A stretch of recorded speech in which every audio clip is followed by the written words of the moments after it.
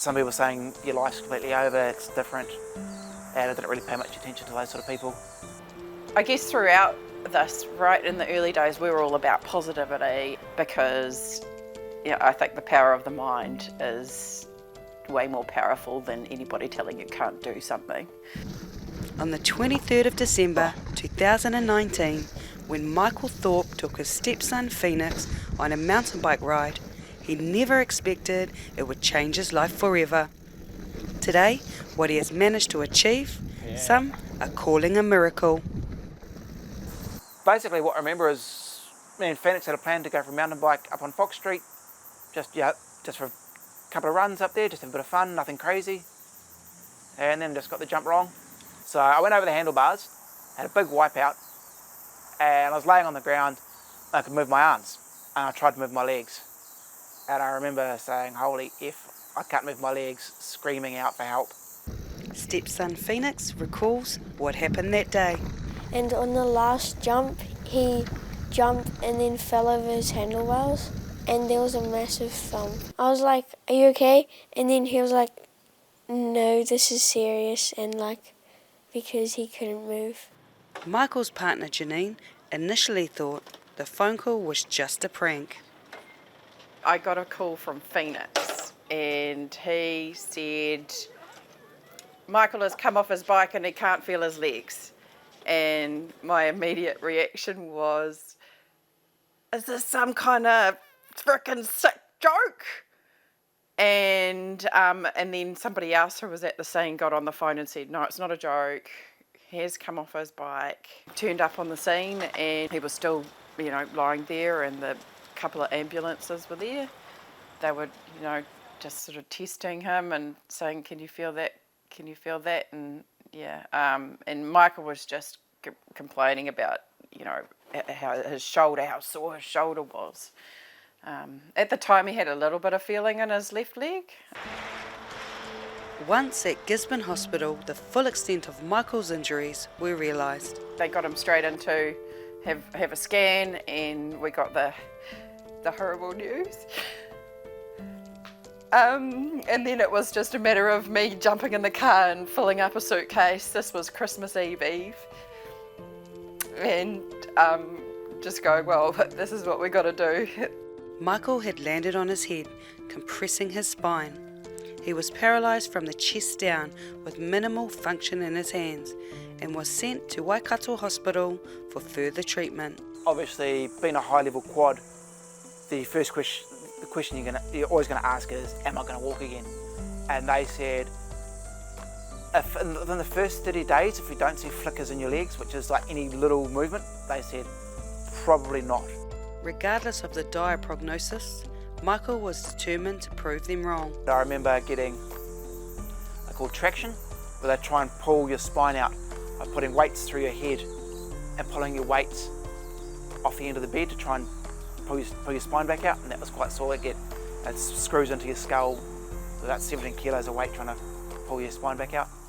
He was really calm and collected and sort of already started to bring in that, let's do this, come on, give it a hundy. After 3 months, it was time for Michael to return to Gisborne, but before he could, some adaptations were required. They had to widen the doorways, but they've got to get your sleeping area sorted, hoists, rehab equipment. There's a whole lot of housing modifications that got to be done. He made it home just one day before the first lockdown of 2020, meaning no access to home help or hands-on physio. We were like, right, we've got to start rehab. We aren't going to wait for the physio to come or the people to come and help. What can we do now? And when we did see the physio, I was like, right, what can he do? He wants to be able to do something. He doesn't want to just sit here. What should we be doing? One of the first stages of good rehab is developing a quality relationship with your client. I mean, that's really hard over the phone. So I think once we were able to come and get to know Michael face to face, and Janine and the children, it made a big difference. Lorna Shasky Hughes has worked as a physio for more than 30 years, but had never come across an injury this severe. When I first came into Michael's home in person, it was a big struggle for him to sit. without any support. The right arm was really limited with movement. He was in a power chair most of the time, so not wheeling himself, and yeah, not a lot of movement in his legs. They embarked on a somewhat unorthodox treatment plan, which brought with it some amazing results. I sort of made the conscious decision that I'm going to sort of go with what my body feels like doing, not what was a prescribed rehab. And ever since then, we sort of said, right, today, all right, we're going to go for a stand, or we're going to do some groundwork, bridges, you know, yoga moves, something like that. And then, so basically, that's the rehab is what the body wants to do, and the body wants to stand now, and we'll just stand, we'll stand until we go to failure. Down. Yeah, so my lack of experience in the spinal cord rehab scene, I think in some ways has probably helped, because just anything went. Whatever we needed to do, whatever we needed to try, our expectations were just wide open. And when doubt crept in, Michael and his team fought even harder. When boundaries are put on you by other people, what does that do to your brain? You know, does that make you decide that that's as far as you're going to be able to go? And so we've had this philosophy of there are no boundaries, there are no limits. But I remember this horrible male nurse who, on day 2 or something, and he said to Michael, and I was there, "Oh, that's it, mate. That's all you're gonna get. But, you know, at least you still got this." I've seen worse, and I was like, "You frickin' prick." You prick. While Michael focused on his rehab, Janine was busy online, researching treatment options, eventually leading them to Gisborne's Dr. Rick Chiroli and stem cell treatment. The stromal fraction is a very simple and minimally invasive treatment. We extract a number of a chemical that comes from the same person, and it's anti-inflammatory, it's regenerative, and it's immunomodulatory. And while Dr. Chiroli wasn't initially convinced, Michael wasn't taking no for an answer.